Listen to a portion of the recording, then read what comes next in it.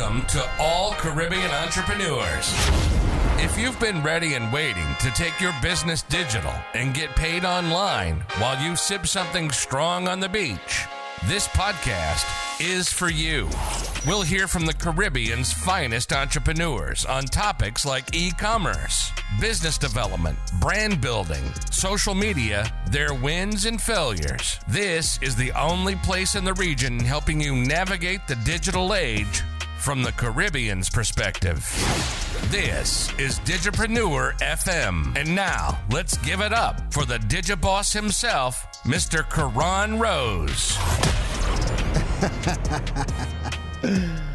What's going on, everybody?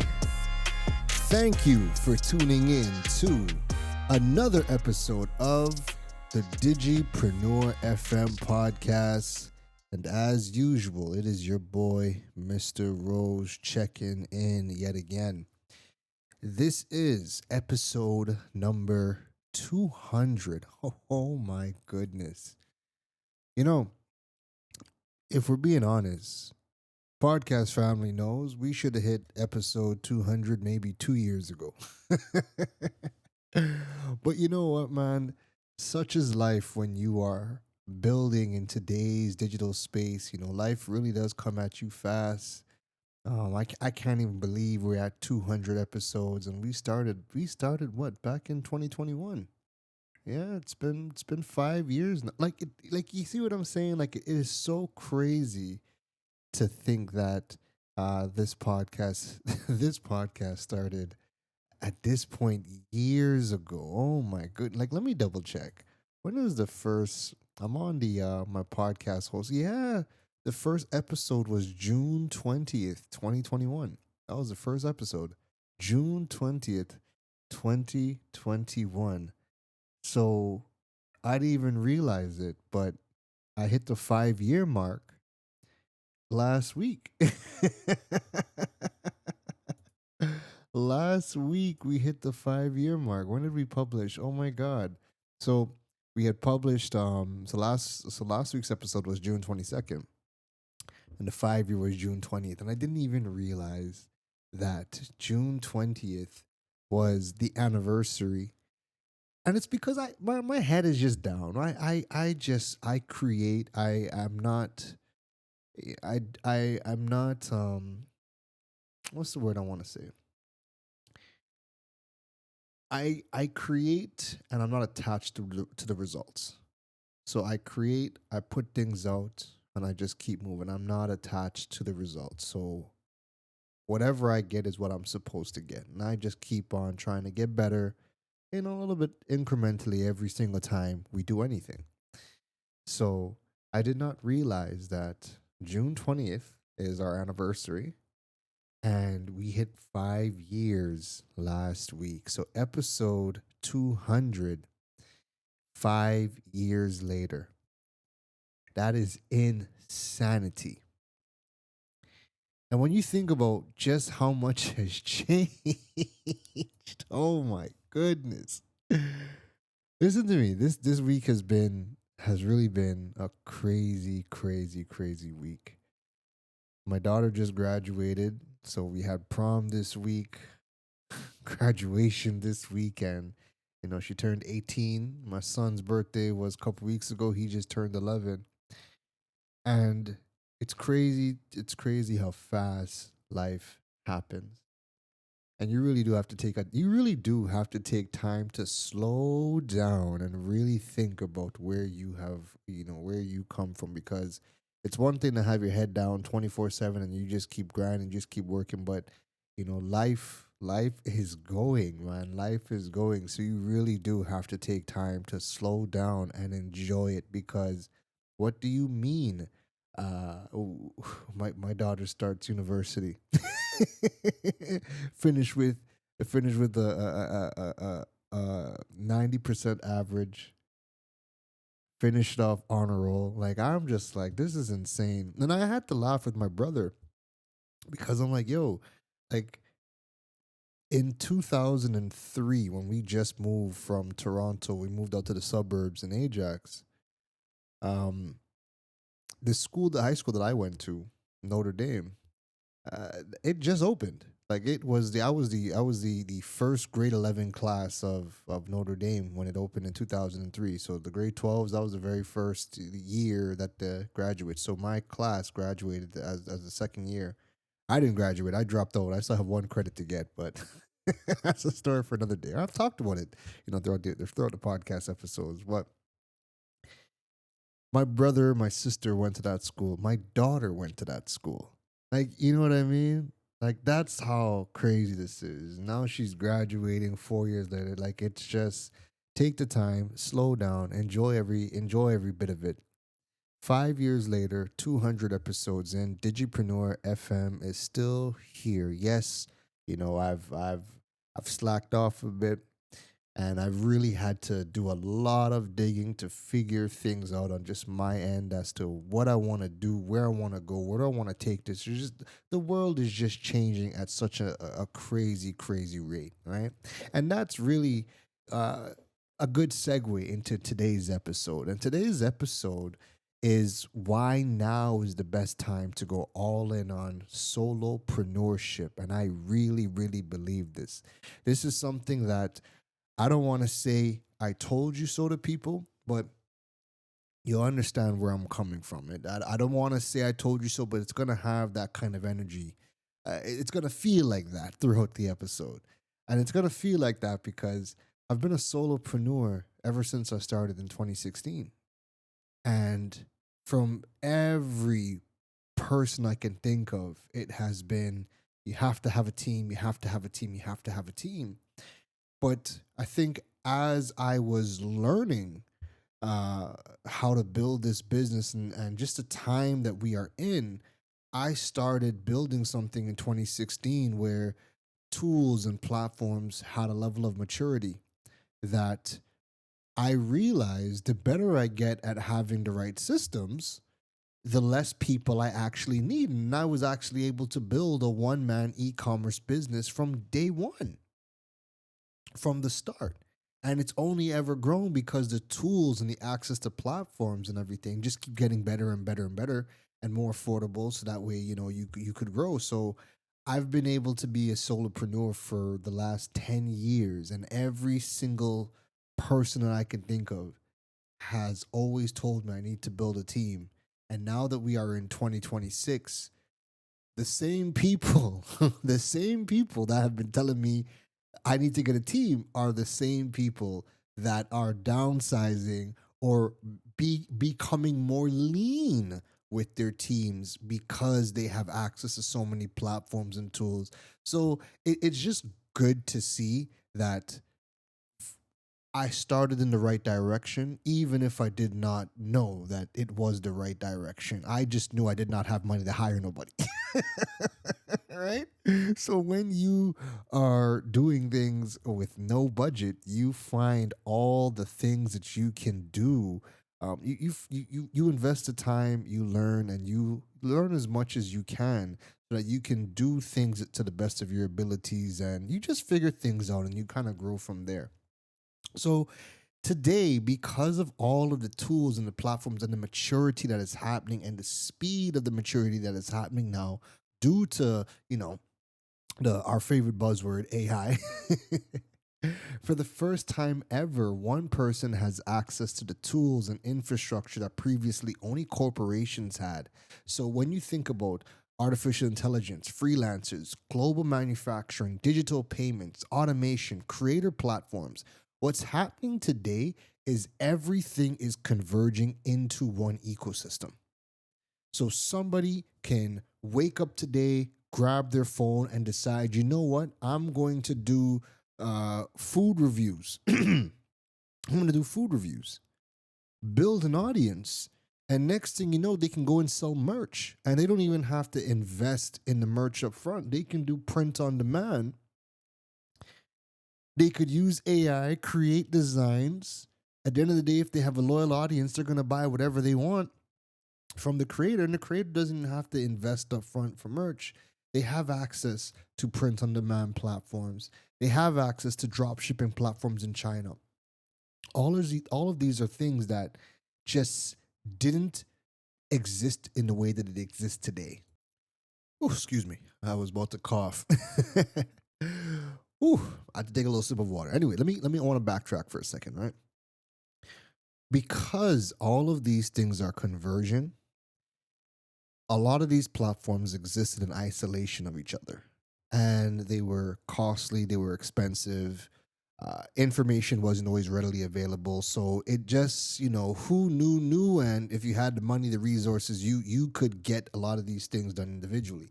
But for the first time, because everything is converging into one, it's made it a lot easier for people to learn, for people to learn and then go from idea to execution and then scale. And you literally, if you learn how to do it, you don't even have to spend money up front to do it, because you could learn from YouTube. You have a phone, you have social media, all of these things are free. You can do drop shipping, and drop shipping allow, or print on demand, and print on demand even better, because then you don't even have to pay for things up front if you want to start. Like, there's just so much conversion that has happened, and it has created a new ecosystem. So the cost of building a business today has completely collapsed. And because it has collapsed, the new modern solopreneur is no longer just working alone. You're no longer doing this thing alone, because now, right, you can be the solo operator, but because of everything we said, from the AI tools to access to freelancers, global manufacturing, payments, the social media platforms, websites, e-commerce, all of these things you have access to as a solopreneur, and you could tap into them 24/7, and you don't even have to spend any money up front to access these things. Think about that. You can access ChatGPT, Claude, Grok, Meta AI, Manage. You can access all of these things for free. Heck, DeepSeek is free, right? You can set up websites for free. It won't be a branded domain, but you could still set up websites for free. PayPal, Payoneer, these things are free. Social media platforms, these things are free. And if you learn just enough to get started, you learn as you go, and then you realize just how much access you have to build what you want to build. And when you are operating digitally and you're leveraging the infrastructure that you have access to, you as a single person today can operate more powerfully than some small companies could 15 years ago. And let me throw this out as a disclaimer. We're not talking about the internet culture of hustle culture. No, we're talking about infrastructure, platforms, tools have evolved, and it's cutting down the amount of time it takes to build. So you don't have to be burned out, because that's the next thing too. 5+ years ago, if you wanted to do all of these things, you really had to spend a whole lot of time to build it. And that is what, mixed with the times that we are in with social media, I think that is where hustle culture really came from. Because at the end of the day, hustle culture started and is rooted in a lot of truth. You do have to put in a whole lot of time to build anything worthwhile. You do have to spend a lot of time to be great. There's no getting around it. And of course, with internet culture, we bottle everything to package it to then go and run on social media and try to monetize. But at the genesis, you did have to spend a lot of time to build a lot of these things. The beautiful thing with all of the tools and the maturity of the stuff that we have today is that we don't have to hustle. AI is cutting the time it takes to do what you have to do in your business by astronomical numbers. So now if you continue to learn and you continue to upskill, you as a solo operator can really outperform what entire companies who had a payroll of $1 million plus what they could do 15 plus years ago. And even now, in today's day and age, as a solo act, you can operate to the scale of a 10, 20 person team. You're seeing people coming out building agents. AI agent culture isn't going to go away, and it's not going to go away because AI agents are actually doing tasks. And if the person learns how to master not just the use of Chat GPT, but now they're getting into the open clause, the Hermes or the Hermes. If you're getting into to that world, the orchestration of the teams that you're going to be able to build and be able to wield and the outputs that you can create with you at the helm, it just multiplies by an exponential amount. So why was this impossible 15 plus years ago? Well, where was I? I was on a call. Yes.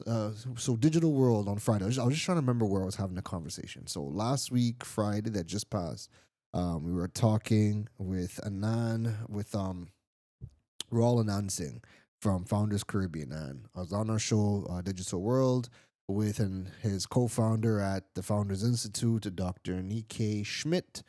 And of course, my co-host Curtis Jordan. So we're talking about why the best time to build an AI startup is right now. One of the things I said was, this is the first time in history since I've been alive in 39 years. This is the first time where when someone says you could be whatever you want, I actually believe it now. We've been hearing that phrase our entire life. To me, you could be whatever you could afford to be. That's how it was before. To me, you could be whatever you could afford to be. Realistically, anybody that made it to celebrity status, I mean, they're still one in a million, right? They're not the average person. The average person, you could be whatever you really could afford to be. But today is the first time in history where I truly believe that anybody could be whatever they want to be, because the ability to create is endless right now. 15 years ago, when you think about how you had to start, it was expensive. Websites were expensive. Video production, Jesus, required teams, required hours. It required a whole lot of money if you were going to shoot video content. International payments, fintech, these things were in its infancy stages or just nowhere near as mature as it is today. So getting paid was difficult. Access to manufacturing wasn't the same 15 years ago. Like you literally... The things that Alibaba and AliExpress have been able to do over the last decade has revolutionized manufacturing, or access to manufacturing, I should say, right? You didn't have these things, 15, 20 years ago. To create your own software for your business, ridiculously expensive. Now you have AI tools that are going to allow that are allowing people to create their own apps, their own applications with prompts. Now think about what that means for organizations. If you are working in an organization today, every organization should have some form of AI software developer in-house, or at least access to one. And the reason why I say it might be a good idea to have it in-house is because now you have somebody who is working inside of your business that can literally build custom applications to suit your specific business workflows and processes. That is unheard of. Actually, no, it's not unheard of. It's expensive. It was expensive. But now I honestly think... Now, and this is crazy because I didn't really think this would have made sense 6 months ago, right? So software development has been historically been expensive, but now you literally could have somebody or should have somebody in-house who can use AI to build applications, because if they're inside of your business, they're going to be learning your business. And that person is going to be working on refining the applications that your internal business runs off of, right? and they're internal. So now they could take all of the feedback from everybody and they could just continuously innovate. That would have been millions of dollars before. Now you could do it with an application. The next thing, remote work was not normalized. So you're going to see in 2026 that the language of remote work is evolving. So now you're seeing things like distributed teams, asynchronous work. So when a company says they're asynchronous, it's meaning that they don't really do. You're not clocking in. You work on your time. You have deliverables. You have due dates, and you work to that.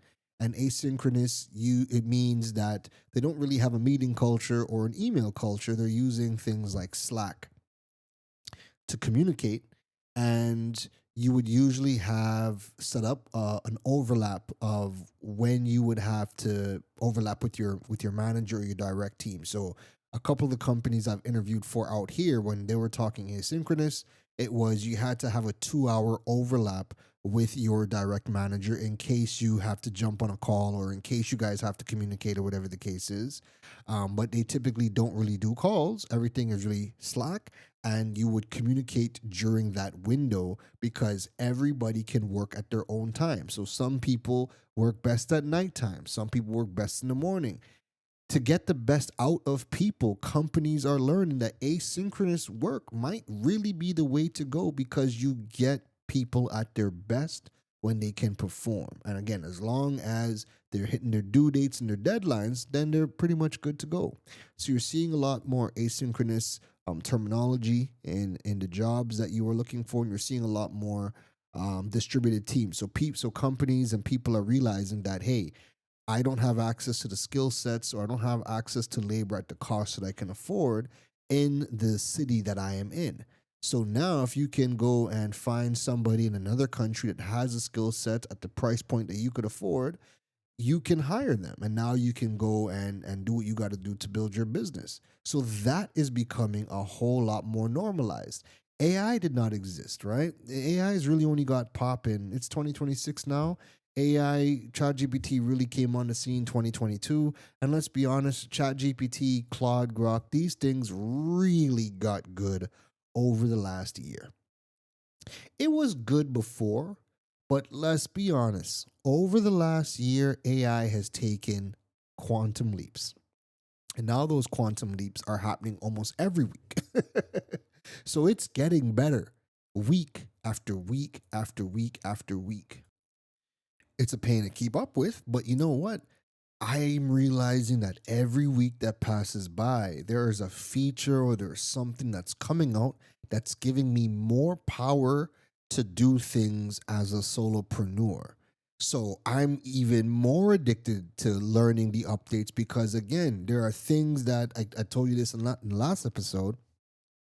When I went to Seneca College, I dropped out of my course because I could not pass web design and I had to code with Dreamweaver. 20 years later, I am coding with my eyes closed inside of ChatGPT and Claude to build out applications or to build out coding for my website. Like there's so much power that these tools can do that I would have died. I was dying 20 years ago, right? That is insane. But yeah, the entrepreneur that was starting a business in 2008 versus the entrepreneur that starts a business in 2026, you needed people. You in 2008 you needed people, and you needed access to skilled people. You needed access to labor that you could afford, which is why so many people would have sought out people in India, people in Pakistan, people in Philippines, because you needed to have access to labor that you could afford to grow in 2008. When you look at 2026, now you're not necessarily looking at headcount. You're looking at having a lean team, a core group of people if you do want to have a small team. But in the case of a solopreneur himself today can say, you know what? We have access to AI tools. We have access to AI agents. I can literally build out my own team using AI agents, and I can have my own solopreneur business. Again, this is something that you could do today. 20 years ago, 2008, 2010, 2015, you were looking at headcount, right? This is why the global workforce has to change, because even if, like, I don't believe that every company is just going to wipe off everybody and it's just going to be AI, right?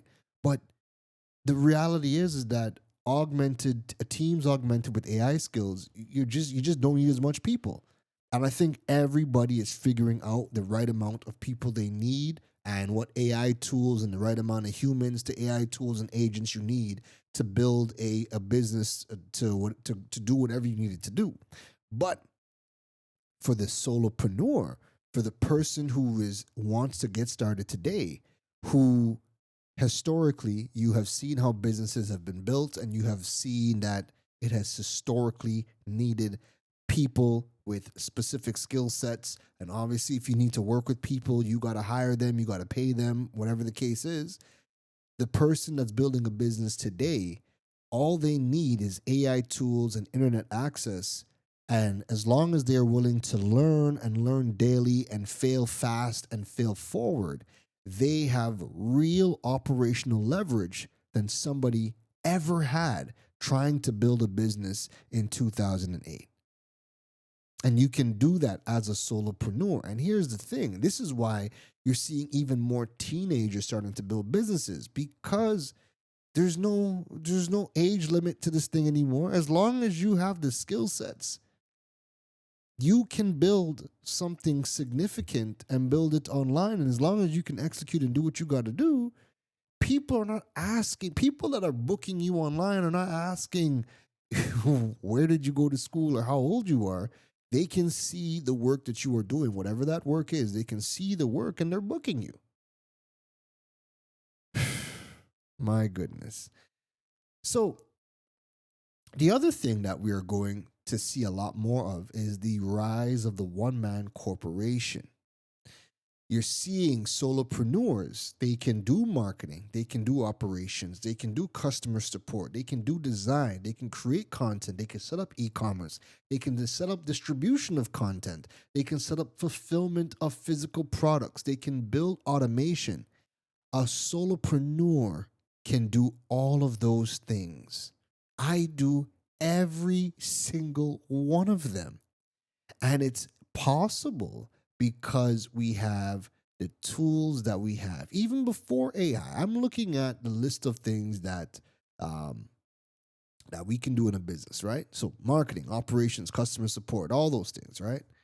And when I was doing them in 2016 with Droid Island, it took a lot of time. It took a lot of time to execute all of these things because it was more manual, right? So even if you still had the software and the tools, it was still more of a manual process. There was still a lot more manual processes that you had to do, and time to get these things done.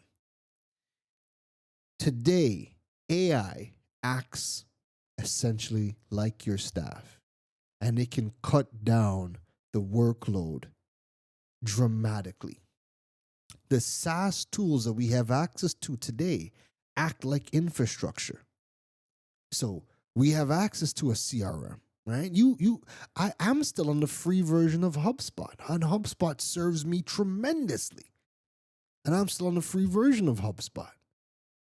So you have access to tools that are free, that are key parts of your business. You have access to cloud storage. You have access to payment tools. All of these tools are now infrastructural pieces inside of your business, right?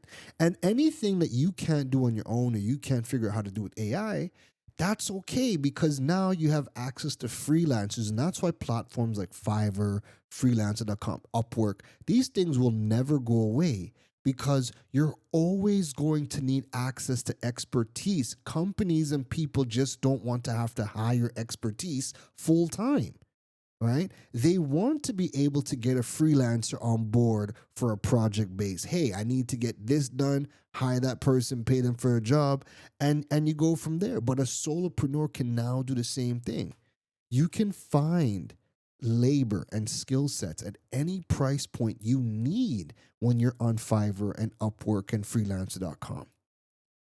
So you can't do something? Cool. You budget yourself accordingly and go and find your go-to freelancers on any one of the freelancing platforms. And when you go and get those jobs for any aspect of the business that you can't do, you have access to the freelancers and you're the project manager. So we also have to start having, and I'm speaking specifically to our listeners in the Caribbean region. Now we have a lot of listen to me. We have listeners that are listening in from all over the place. Shout outs to Singapore. Shout outs to China. I am getting a whole lot of people listening in from Singapore, from China.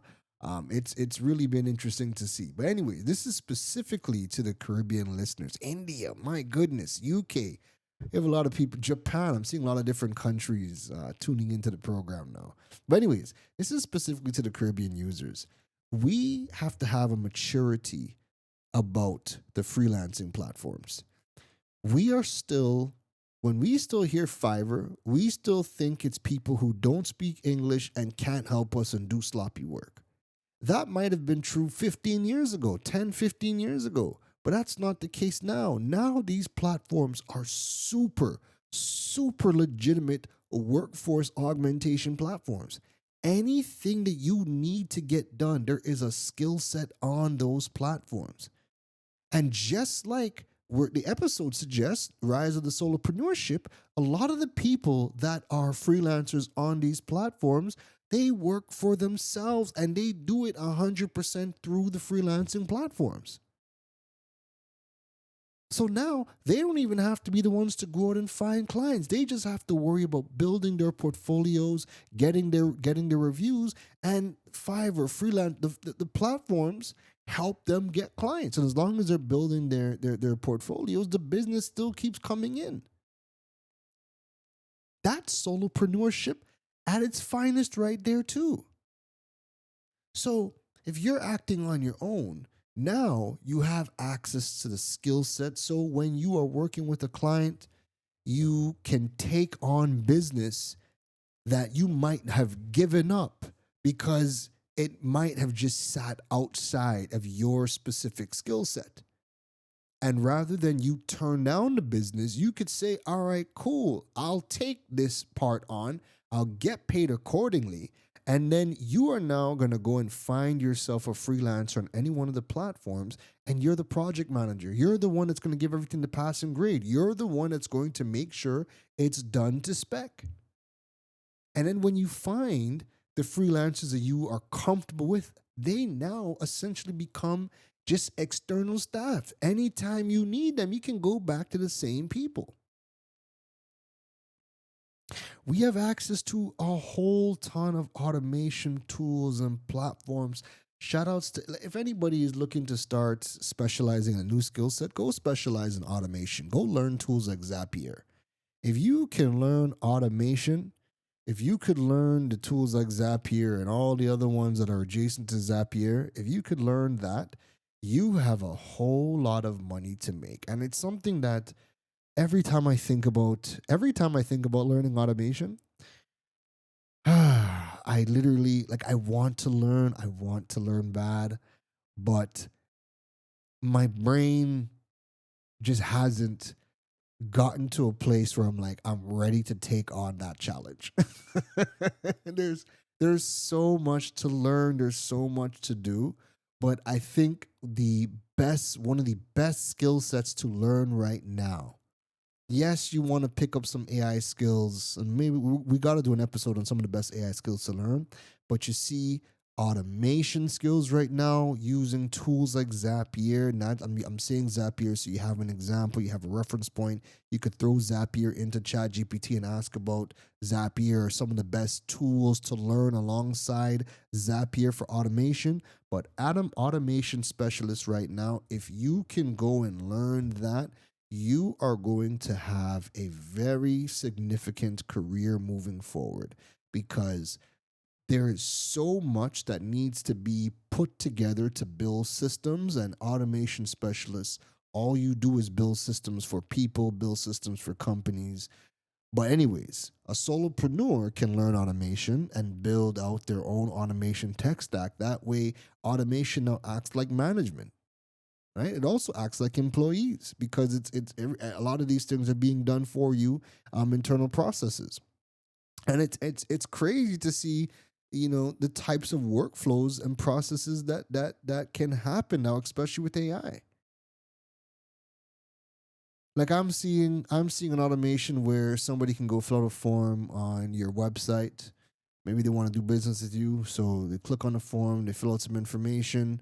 That information gets entered into your CRM. That information gets sent to you, and it gives you a nice brief on this client, and you can grade that client, or the AI tool can grade the client to see if this is somebody that you should, which product or which service you can go and recommend. Like, there's just so much types of things that you could do right now that is insane. So you are no longer building alone anymore.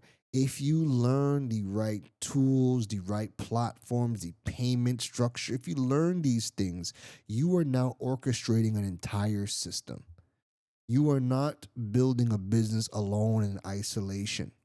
These tools create a digital operating system for solopreneurs. So the AI tools, the freelancing platforms, the Shopify's, the WordPress, which is like your storefronts, your platforms, the AI tools, payment tools, the automation tools, the content creation tools, all of these things together are your digital operating system for a solopreneur. One of the things that I thought was pretty interesting the other day, and if you haven't heard about it by now, Sam Altman a couple months ago by now, he made the prediction that 2026 we're going to see the very first person $1 billion company, because AI is collapsing operational complexity, and it's just compressing the execution from, or the whole process from idea to execution. You're seeing how this can happen, because one person can now build an entire team and operate. So I thought that was pretty interesting. First, first one person $1 billion company coming in 2026. And I think we're getting close to that. I remember seeing something. I should have pulled this up before, but I had remember seeing something that we were very close to getting to that first person billionaire company. So it's on the way. It's going to happen. It is going to happen. But even if you don't have your sights set on billions or millions, even building a business that's going to give you a sustainable living in the thousands, that's not bad. That's not bad at all. That's not bad at all. So even if you're not aiming for the millions and the billions, you can still carve out some good income and build a nice life that you could enjoy for yourself. Now, AI, as we know, is restructuring labor. So now junior execution work is being automated. Repetitive tasks are disappearing. Small operational teams are becoming more and more powerful. Agencies on a whole are being challenged, and individuals can now execute at complete scale. So, when we're talking about how AI is changing labor, as I said before, we are going to see this entire restructuring happening, and it's not going to settle in real time, because AI is changing so fast, so frequently, and the amount of power that it's giving the individual. I just continue to think that a lot of the existing companies are going to continue to restructure, and they're going to continue to downsize, because they're learning that mix of how much humans they need, how much automation they can build to do, and how much what does that AI tech stack look like with the right skill sets. I think everybody's in the messy middle right now, figuring it out. But the figuring out that messy middle is collapsing everything. It is collapsing everything, and now I think this is why it's even more important to be that solopreneur is because if companies continue to lean out and they're going to be continuing to outsource skill sets that they might not have internally, somebody is always going to get that job, right? Somebody's always going to get that work. So what I'm seeing right now, what I'm experiencing for myself and what I am seeing is the more you upskill and the more access to tools and platforms that you have, you can carve out this what do I want to say? You can carve out this space for yourself where you really sit in the gray, where you can now be outsourced labor for multiple companies. Because some of the things that I'm doing right now, for example, some of the things I'm doing for companies right now is data research, content, web content optimization, digital competitor benchmarking, or whatever, digital competitor benchmarking, where we're benchmarking socials, we're benchmarking the digital presence, and then digital strategy on a whole for organizations, whatever the case is. The reason why it's always going to have to be solopreneurship for me is because I am always looking outward at what is happening at the market, refining my skills, refining my strategies. With companies are always looking internally. They're not always looking to see, what's best practice for this. What's the best practice on social media? What's the best practice on digital? Like they're always still focused on what's happening internally. When you work for the company, you're not always keeping up to date with the market or what's happening externally. So anyways, there's always going to be a need for specialists, a growing need for specialists now. But with the teams themselves being shrunk down and they don't have to pay somebody every single month for every single thing, you're going to have multiple companies reaching out to you to do business with you because you're a specialist in this space and they don't have that experience, that expertise internally because maybe they don't need it as a full-time thing internally. So you are going to start getting multiple companies contacting you, reaching out to you to execute very specific things. And again, if you set yourself up right, if you have the right tech stack, if you have the right operations, you have the right automations, the right processes in place, you can do a whole lot of high value work for a lot of companies that have the budget, and you might not even need. I'm not saying no. Let me bring it back. It's not that you don't need a whole ton of money or you need a whole ton of clients, but with how things are set up, this is a point in time where you can really decide who you want to work with and how you want to work with them. So if you have the right frame of mind to design your life and say, hey, you know what? Okay, I'm going to live in this particular country, in this particular city. It's going to cost me this amount of money to live here or to have the life that I want to live. What is that high value work that I can do? And how many of those high value clients can I go and look for or have, or how many do I need at the time to provide me the kind of lifestyle that you want? And this is where digital nomads are really leveraging, because now if I'm living in Toronto, a good life that I could afford, I might need $10,000 a month, which means I gotta do some really high value work and find some really high value clients. But the digital nomads that are now saying, hey, let me go move to Portugal, let me go move to Mexico, let me go move to Thailand, let me go move to Vietnam, where cost of living is $1,000 a month, $2,000 a month at a bare minimum, right? Now you could say, all right, well, I only need if I get 4 clients paying me $1,000 a month, that might be way more than I need to live the life that I want in Vietnam, where I only have to speak to 4 reps or deal with only 4 companies. So now you have real leverage. You're doing high value work You're doing the work of what would have taken 20, 30 people. Now you're doing it to yourself because you have the right tech stack and the right AI stack. Now you leverage lower cost of living. And now you start to realize that solopreneurship might just be the way to go. How many of you just don't like meetings and don't like talking to people? I laugh when I say that because I'm that way. I don't like to deal with a lot of people. But you see where this is going.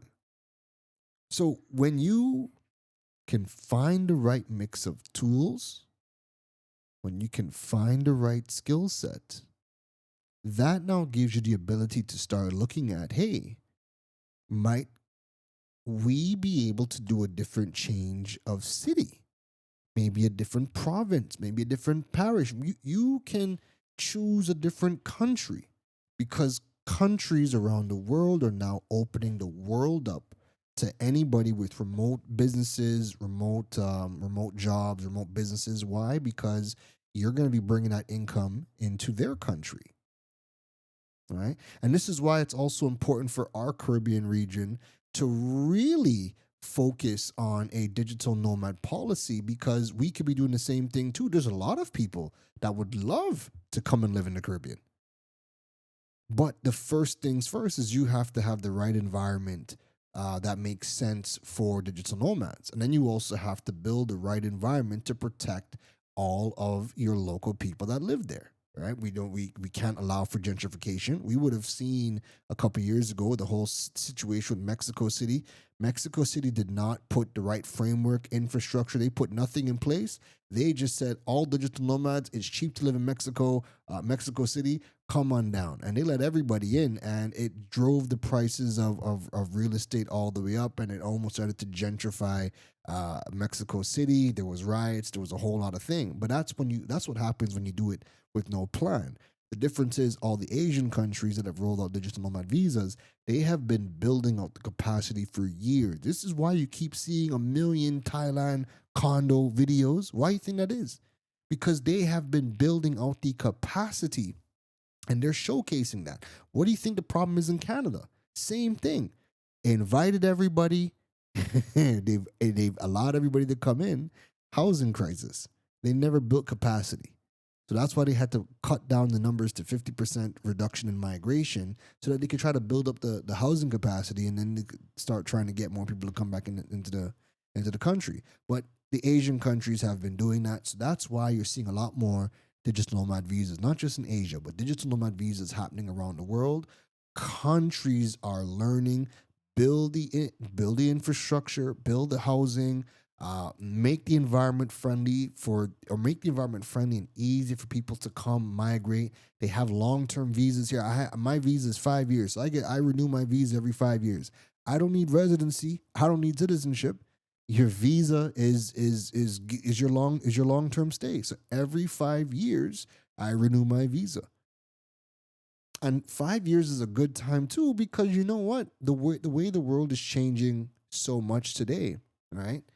If you are that solopreneur and you're building your business, you have the flexibility. So on a 5-year visa, when the 5-year visa is up, I can now look and say, hey, do I want to try a different country? Is there a better environment for me and for my business, or for what I want out of life? You can have those conversations now. All right.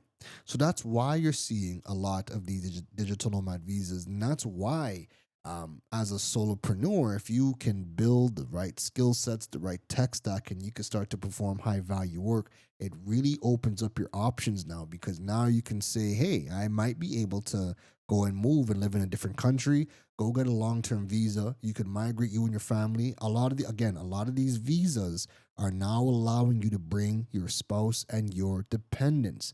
This is not like the US, Canada, the UK visa situation where it was a whole lot of stress. I got my visa online in 2 weeks, and you can bring your spouse. Well, I'm on the destination Thailand visa. You can bring your spouse, and you can bring your dependents on that one visa.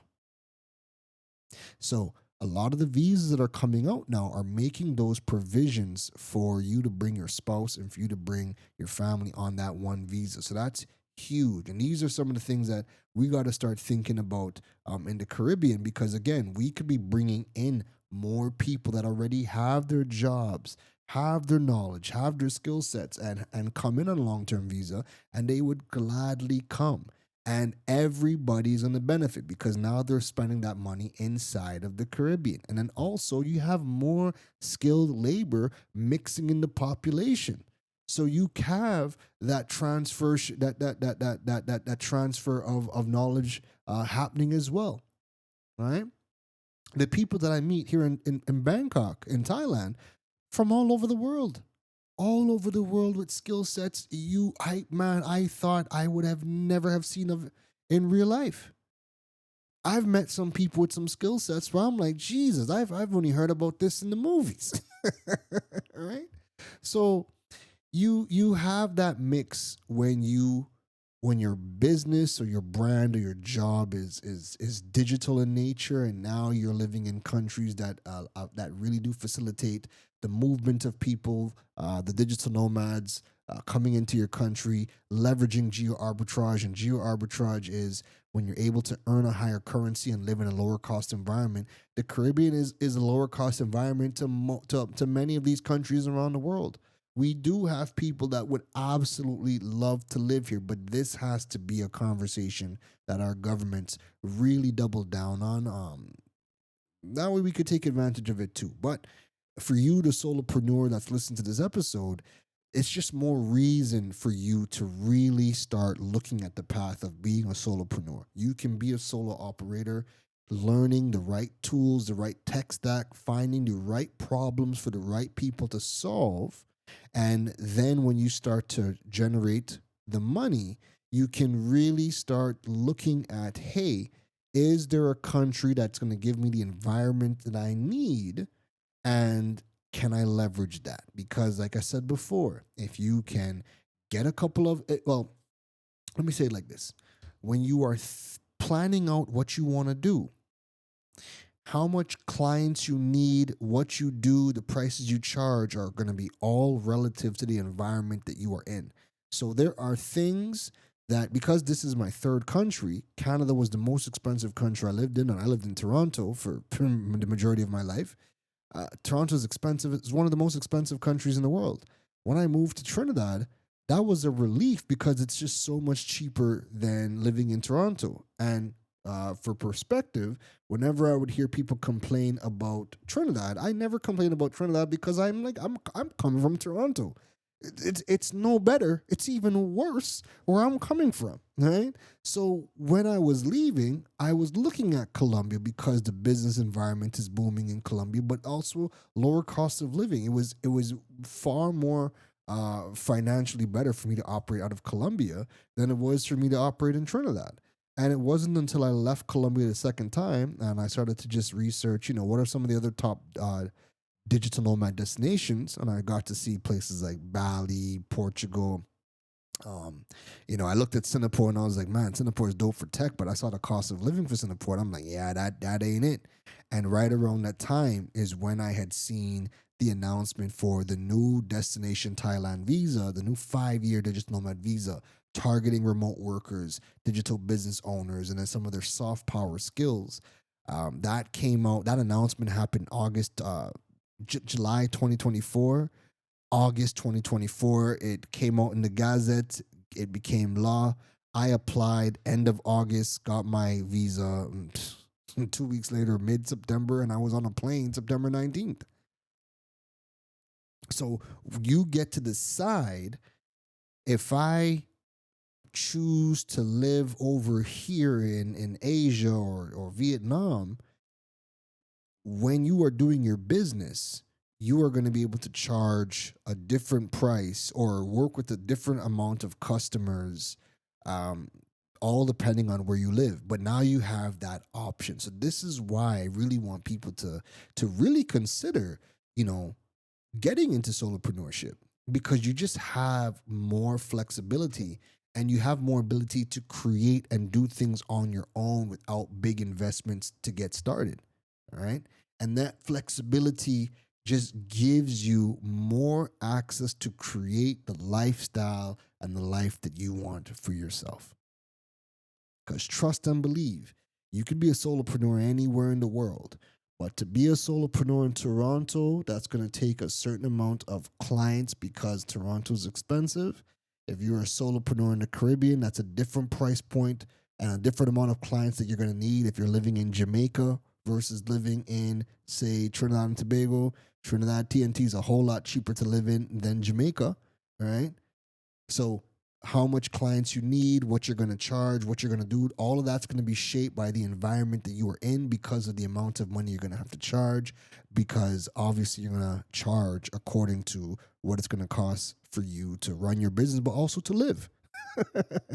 So when you now start looking at different countries, like the Portugals, like the Mexicos, like the Colombias, the Thailands, the Vietnams, the Indonesias. I don't want to limit it to Bali. Indonesia, Malaysia. When you start looking at all of these new countries rolling out these digital nomad visas that have the lower cost of livings, because there are a lot of countries that have digital nomad visas where cost of living is higher, which is fine. I mean, if you could afford it and want to afford it, no problem.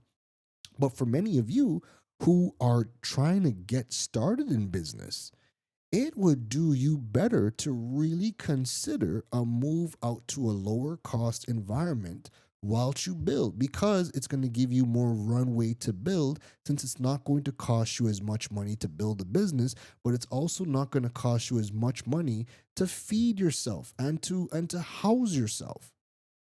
All of these things are going to help you build the business and the lifestyle that you want. These are things that you could not have done 15 years ago. I moved out of Toronto September 2013. I moved out of Toronto. I was 27 at the time. December is my birthday, so just before my 28th birthday, I moved to Trinidad, and then I came out here, spent a month in Jamaica, and life for me really started in Trinidad in 2014. That's when I kind of like mentally life started, right? But the things that you were able to build and start from 2013, I could have never have dreamed of doing now. I could have never have dreamed of doing now. When I think the way that my life has gone, I can see how it has progressed in this particular way, but I could have never have imagined it because it just wasn't a thing. You know, at 27, 28, digital nomad, what are you talking about? What do you mean web development and you're doing all this for clients? Bro, I don't want to see nothing but web development. I left school because I did not want to do it. And now we can do all of these things on our own. We can choose where we want to live. And what I've really kind of been learning over the last year, I've been here since September 2024, right? So September is my 2 years in Thailand. Amazing. That's insane. But over the last year, I had to do a lot of soul searching because the majority of my audience and business I do is within the Caribbean region, right? The majority of it. And when people would come to me to do business and they give me a budget or they're fussing about a price or whatever the case is, man, I used to just want to just kiss my teeth and just say, man, just don't bother me. Right? Just don't bother me. But here's the thing. Some of the things or some of the prices that people would pitch me to do things, I was judging it based on I'm living in Trinidad and my cost of living is this, the value of what I provide is this. Like all of these things go into how you charge, right? You're in business to fund your life. So all of these things go into how you go about charging. Your goal is to try to provide as much value or more value for whatever you're justifying your prices at, right? What I did not do was I didn't recalibrate my entire life and business when I moved to Thailand. I was still operating like I'm in Trinidad, mentally, price wise, everything, right? There's obviously a particular pressure because cost of living is much higher in Trinidad. So there's a particular pressure to perform and to do this and to do that because you have to, you know what your bills are like. You know what it costs you know what it costs for you to run your business. So you know what those numbers are like. But the recalibration that I had to do living in Thailand, and this, like I said, you learn more about yourself building a business than almost anything. Add in migrating to another culture as well. My goodness. But migrating to Thailand, I had to recalibrate because I'm like, yo, it costs me significantly less to live in Thailand. Significantly less. I don't need nowhere near as much money to live than when I lived in Toronto, than when I lived in Trinidad.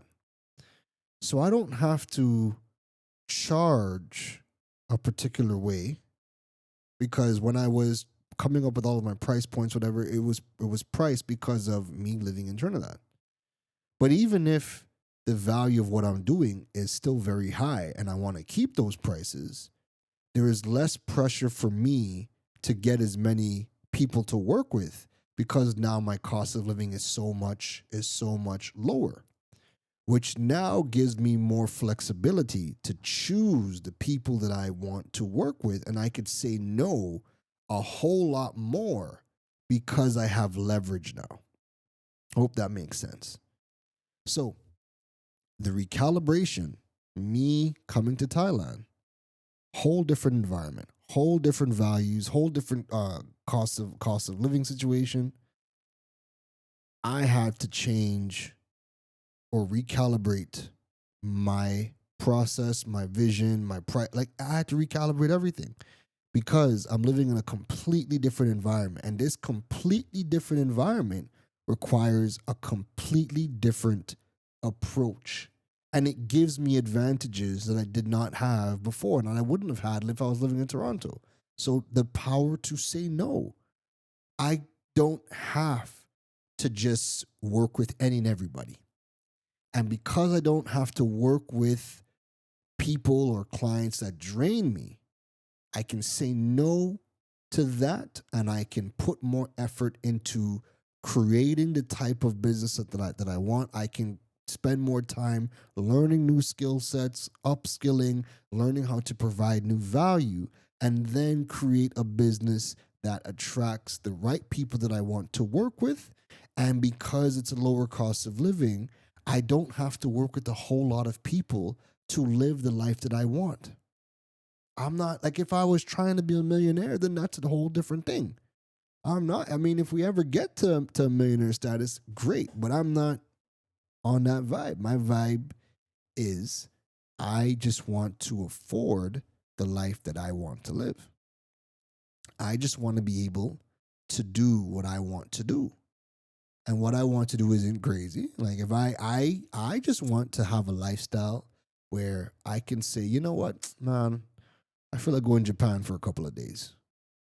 And I just go. I don't have to think about it. I just want to just say, I want to go India and eat some whatever over there. And go laugh at them street food videos. Or go make some of my own Indian street food. Like I just want to be able to do that. Like that is the life that I want. All right. I want to build the life where time, location, and financial freedom are all within my grasp. And like I said in the last episode, I have two of them. Time, location, I have time, freedom and location freedom. I have down packed, right? Financial freedom, my daughter won't let me be great. I feel like every time I get, you know how, the joke where it's like your car knows when you have money. Yeah. Right now I don't have the car, so my bills are looking nice, but it's like every single time you think you have some money, a child comes calling.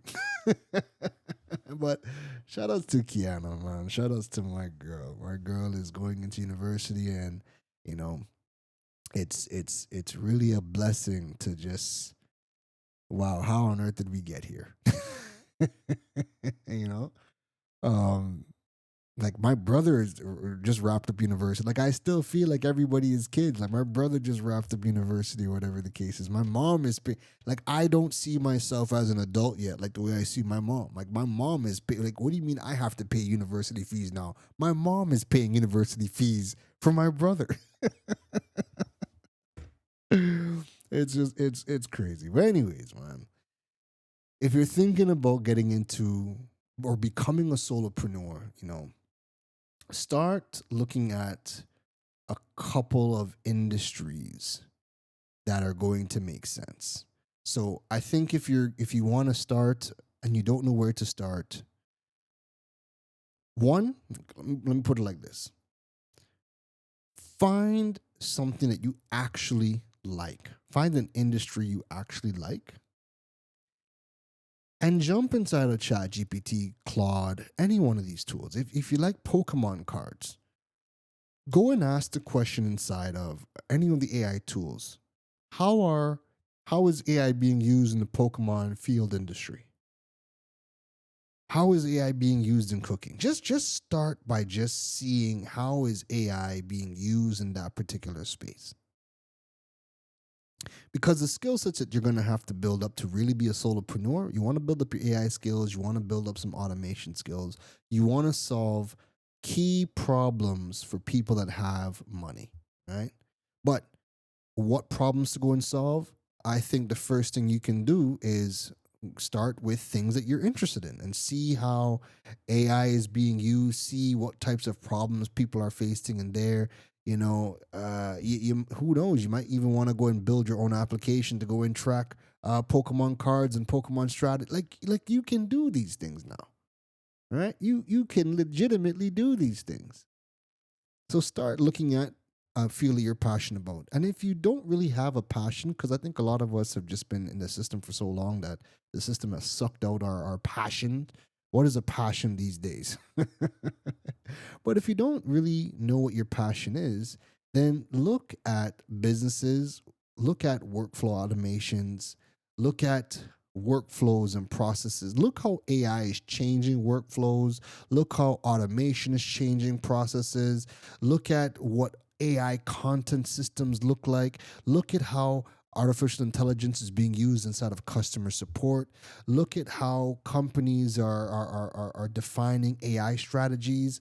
If you can get businesses that can help, if you can start a business as a solopreneur that you can help people build workflows, automate processes, create systems for them, if you can help businesses create their own content systems, if you can help businesses build their own AI customer support, like these are some things that every single business needs. And the majority, 99% of businesses are not going to build out their own AI customer support or their own AI content. They don't even know what workflows exist inside of the baking industry. You know what I mean? Like, business owners are so focused on what it is that they're doing that they don't have time to look to see what is happening in the world.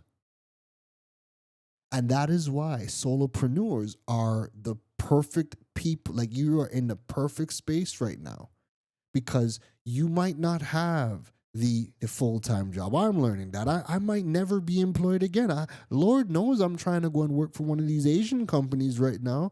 But I'm like, man, I've been applying to jobs since February. I've been getting interviews, and some of these jobs have actually changed on the fly, as we talked about in the last episode, right? But you look at the job market, globally, the job market is pretty rough right now because we're going into this transition where everybody is leaning out, but the skill sets are still needed. So again, even though I hear and I ain't hired by nobody yet, I'm still getting booked to execute as a solopreneur. I'm still getting booked to do events. I'm still getting booked to do workshops. I'm still getting booked to host. I'm still getting booked to do a bunch of different things. So you might really never get a job again. But if you can build yourself up and be a solopreneur and have the skill sets, even if you don't get a job working for a company, you're still going to get booked by clients. You might still be the freelancer. You might still be the outsourced labor. And that's a great space that you want to be right now, because now, again, you're not waiting around hoping somebody called you. You're not waiting around hoping that somebody picks you.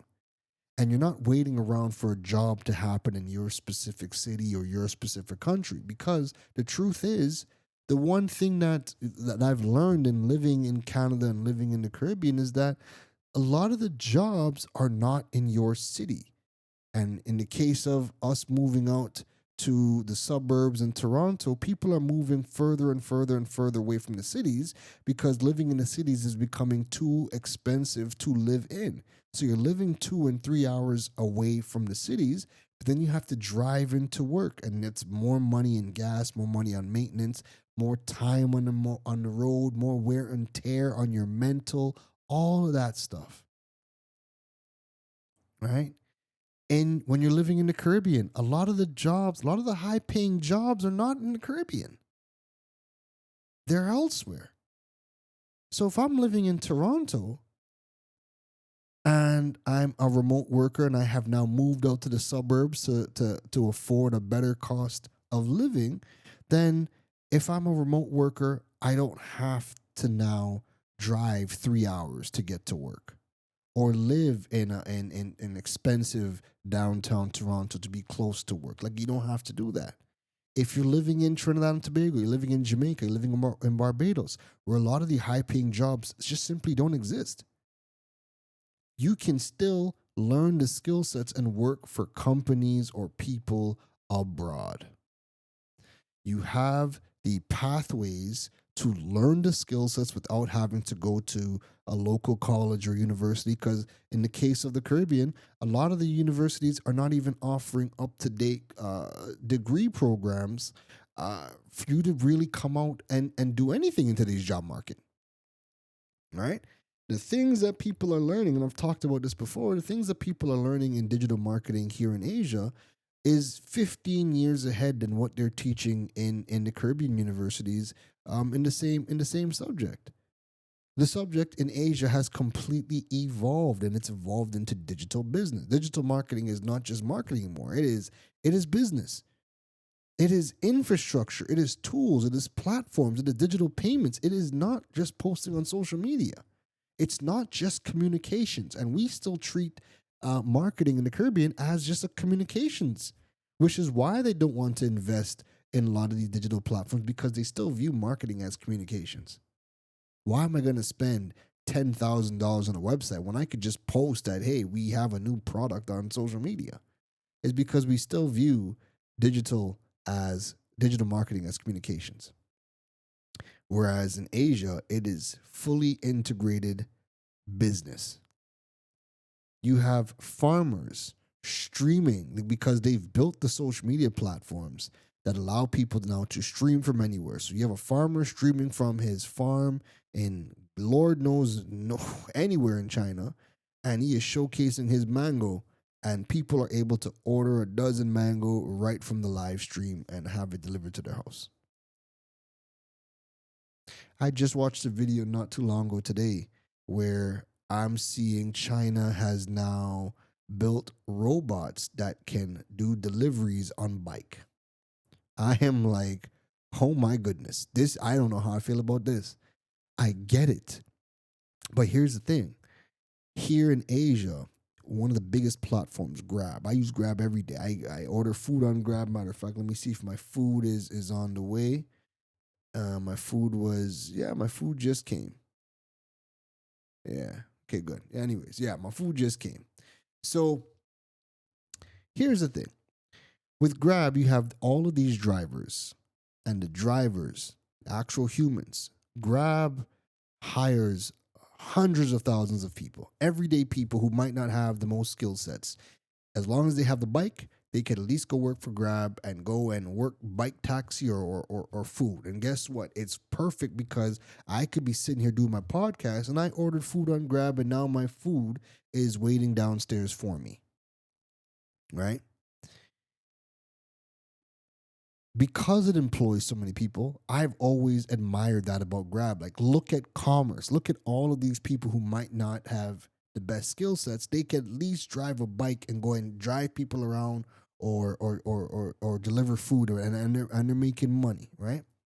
And we are using them every day. Man, sometimes I go downstairs and it's 10 Grab drivers coming at the exact same time, dropping off product, dropping off food, dropping off groceries, you name it. Like, listen, these people are busy.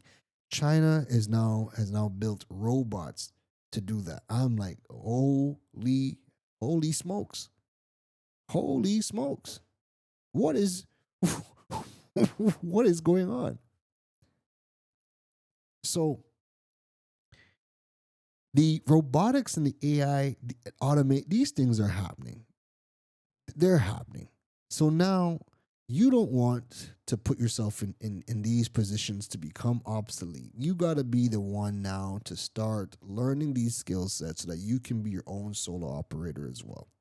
And as long as you can do that, you are going to find value. You're going to be of value. And now you're not limited to just earning money from people within a small radius.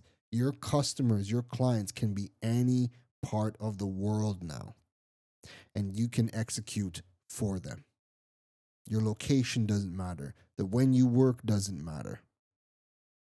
And then you have the right digital payment infrastructure. You right sitting down in the Caribbean right now can be getting paid globally from anybody. The real thing that you're going to have to work on, though, is building that portfolio, building your personal brand, because that is how you're going to acquire your customers, your clients. And if you don't want to build a personal brand, you know what? I hear you. And I think if you're not building a personal brand, then you got to be really good at networking. I think if you learn how to build I think you have to do one of three things. And if you could do all three things, you're unstoppable.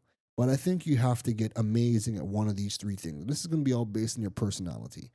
One, the best thing for you to do is build your personal brand. If you build a personal brand, obviously the more people that know you and know what you are capable of, it's going to create more opportunities for you. But not everybody wants to do that. Some people want to fly below the radar and just do good work. The second best thing you could possibly learn how to do, if you don't want to build an amazing personal brand, be an amazing networker. If you can network your ass off on platforms like LinkedIn or in person, if you could network your ass off, you will never run out of opportunities. Contrary to popular belief, you don't have to build a personal brand. But if you're not building a personal brand, you had better be an amazing networker. You had better be an amazing networker, because that's the only way you are going to be able to get away moving forward with not having a personal brand. People need to know you and they need to know what you can do. So the best thing that you can do is build a personal brand. I'm a terrible networker. I'm a great person at building. I'm great at building a personal brand. Terrible networker, though. I don't like people that much. But anyways, if you're not building a personal brand, if you're not an amazing networker, then what you got to do, third would be learn how to build a portfolio, learn how to be searchable. If you can build your portfolio and learn how to be searchable, and that search could be whether it's a search engines, whether it's AI, get good at that. Get good at building a portfolio, documenting your work, documenting your processes, and continue to learn enough about how to have your work searchable through the search engines and through AI search, because more and more people are finding out people that they need or that they can work with through AI tools, through Google. So you either have to do one of those three things really, really well to continue to build and be a solopreneur and excel and have a career and create the lifestyle that you want. And those three ways or those three strategies will be building your personal brand, networking, or getting really, really good at building your portfolio. If you can do all three, that's what you're supposed to do. But depending on your personality, that might not be feasible for you to do all three. So then pick one and get really, really good at that. And I say that last part about building your portfolio and learning how to be searchable because, like I said, if more and more people are going to the AI tools, AI search, and that's how they're finding out about products and services and businesses that they need, then you at least want to know how to show up there because that's where the customers are going to be coming in from. If you're not really building that personal brand, if you're not really, a great networker, build a really solid portfolio and be searchable. That way, when people do find you and they see the body of work, then it doesn't matter whether you're popular or not or who you know and who you don't know. It doesn't matter. You are the person that they are searching for. The AI tools are able to vet you and they said, this is the person that you need to execute and do exactly what you want. And then when they come into your website or your platform, whatever, and they see your body of work, they say, okay, cool. This is the exact person I need. And that is how you can go and get that client. So, solopreneurs, you have access to everything. You have access to knowledge. You can go, there's a million platforms for you to learn those skill sets. You have access to a wide variety of digital payment platforms from the PayPal, again, from the Caribbean. You have access to the PayPals. You have access to the Charles Schwabs. You have access to the Sendanas. I would have been talking about that as of late. You can go on my website, learn about Sendana, Sendana, another great tool that can connect to PayPal, give you a Visa debit card, give you a U.S. bank account with banking rails so that companies, if you get a job, companies can do wire transfers to you. But then you can also connect Sendana to PayPal, so a client or a company can pay you through PayPal, and then you have that Visa debit card, and that'll collect U.S. dollars for you, and then you can go and make payments or do whatever you got to do with that Visa debit card. So you have ways to learn, you have ways to get paid, you have the platforms to acquire customers, social media, AI tools, learn how to be searchable, learn how to be citable, learn to do these things. All of these things come together, right? The AI tools, the access to automations, access to factories where you can build products. Put all of these things together. A solopreneur can do all of them today in 2026. And that is why now is the best possible time to be a solopreneur. We are entering the era of networked individuals. One person has access to AI, global labor, manufacturing, automation, media, payments, distribution.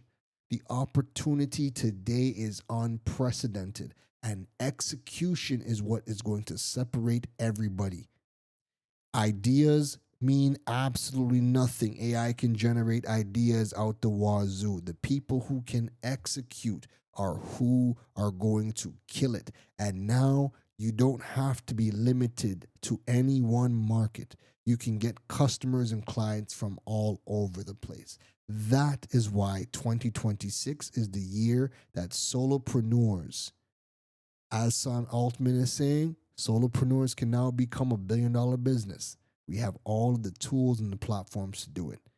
The future is not going to belong to the biggest companies anymore. It is going to belong to the most adaptable individuals.